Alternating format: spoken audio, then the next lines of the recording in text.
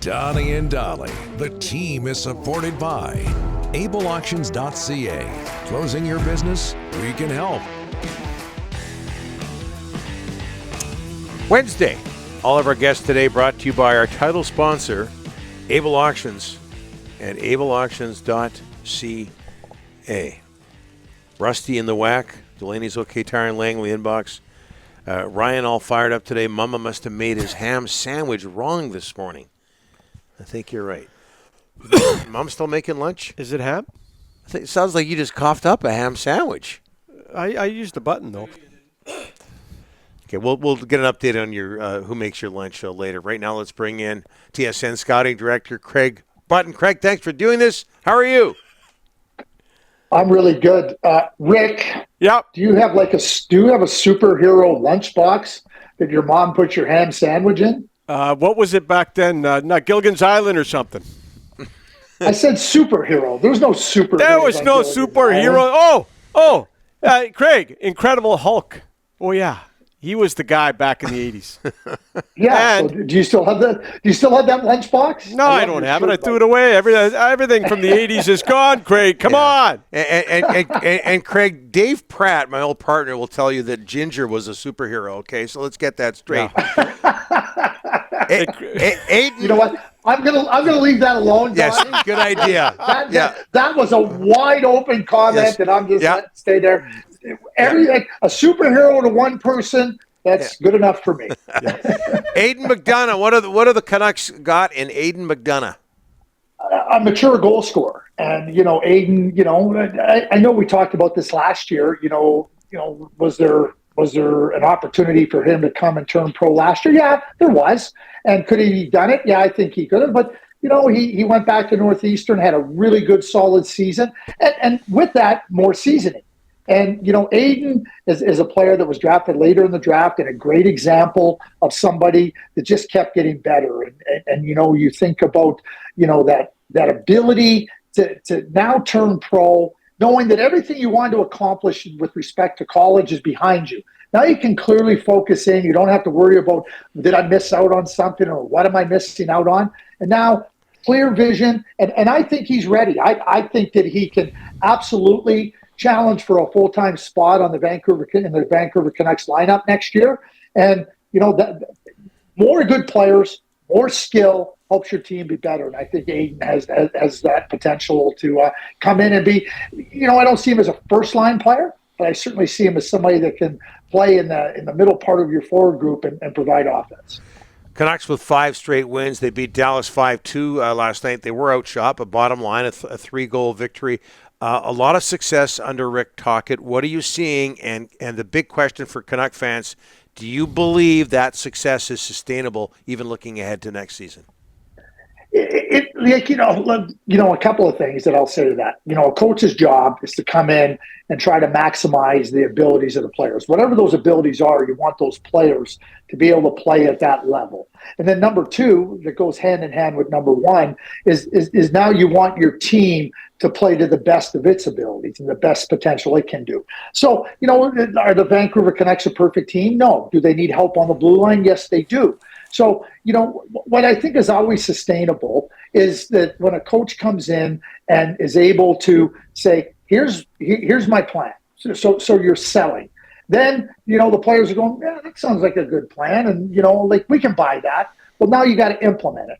Rick Tocchet, when he took over, said, I'd like to have 10 practices. I'd like to have a little bit more time and everything. But, what you're seeing here with the Vancouver Canucks is something that I think is positive. But, and this is a but, they need to continue to work to improve and strengthen the blue line. You've heard me say, I have no doubt about Thatcher Gunfield. Zero doubt about Thatcher Gunfield. Quinn Hughes, I think that he's one of the players in the National Hockey League. People are not talking about what a fantastic season he's having.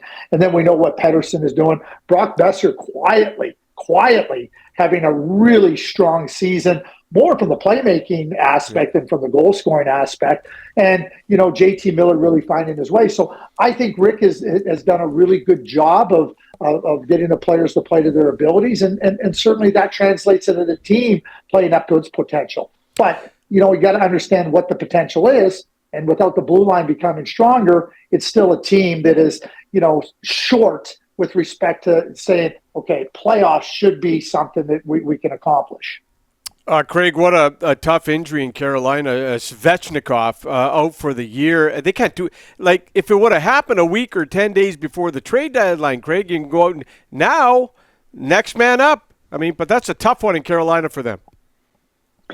The challenge, Rick, is with next man up when you lose Andrei Svechnikov and you lose Max Pacioretty.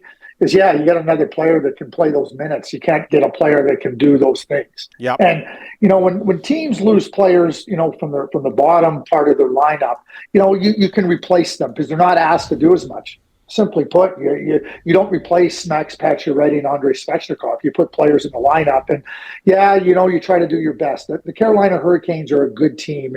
I loved what they did last summer. They recognized that they had to add another type of defenseman. They added Brent Burns, who's had a terrific season, take some of the heat off of Pesce and certainly Jacob Slavin, who's an excellent player. And then they traded for Max Pacioretty. I mean, he had the unfortunate double whammy of the Achilles injury, and now you lose Svechnikov. I mean, that just puts a stress on your team that when you start playing against other good teams and you're in the playoffs trying to advance, it just becomes that much harder. They're not a great scoring team as it is. They're a great defensive team, but, if you can't score, if you cannot score come playoff time, you're going to have a tough time winning. And I think that's what really hurt them. But I think you can recognize that it's a team that's going to be a hard out. But I think their aspirations to go deep in the playoffs, have vanished. I'll be straightforward, have vanished with the injuries to Pacioretty and now to Svechnikov.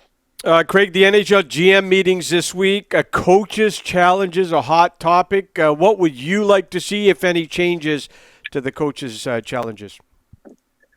I like the system just the way it is. And you know what's really interesting to me, Rick and Donnie, is I love how everybody takes something and they want to work it to their favor.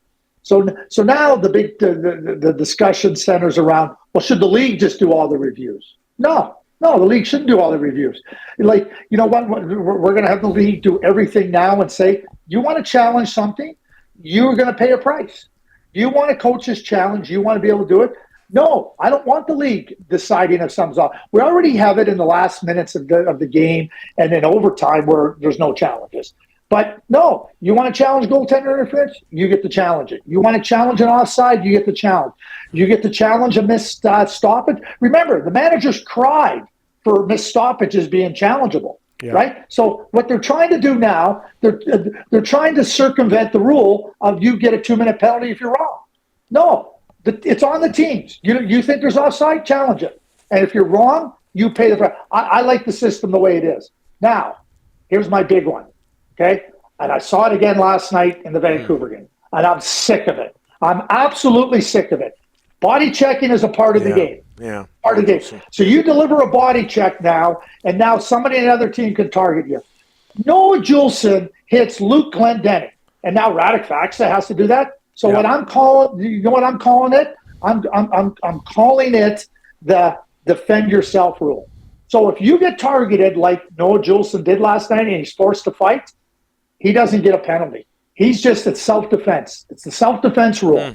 And Luke Glendening, or not Luke, Radek Faksa, you're getting 2 for instigating, 5 for fighting, and a 10-minute misconduct. And if you go over there and you do that, and there is no fight, you're getting 2 minutes for delay of the game. I'm sick of it. I'm sick of this stuff where the game is about give a hit, take a hit. We talk about the toughness of hockey players and everything. Well, taking a hit is about being tough. And you know what? Clean hit by Noah Juulsen. Luke Glendening, pick yourself up, dust yourself off, and play. Self-defense rule. That's what I want implemented. Noah Juulsen fights, he was just defending himself. Don, if you go down the street and somebody attacks you and you got to defend yourself and you fight, you're not the one getting charged with assault. You're not the one that's at risk of getting a penalty. The person that attacked you is. It's the same rule I want in the NHL. I want it in and I want it now. I'm sick of it. That sounds like common sense. Very quickly, Craig, I know you've tweeted about this gentleman a lot. Connor Hellebuyck, any question he's in the Vezina conversation? not for me, there isn't. I mean, really, Linus Ullmark is the clubhouse leader, right? And I mean, he's had a fantastic year when you look at everything that he's doing. So, but Connor Hellebuyck, I mean, there's no question in my mind he's a top 3 candidate. And when you look at when I look at the Winnipeg Jets' most valuable player, it's Connor Hellebuyck. Josh Morrissey's had a fantastic season. Yep. Scheifele's got, but Connor Hellebuck's your most valuable player. Definitely one of the top goaltenders in the league this season.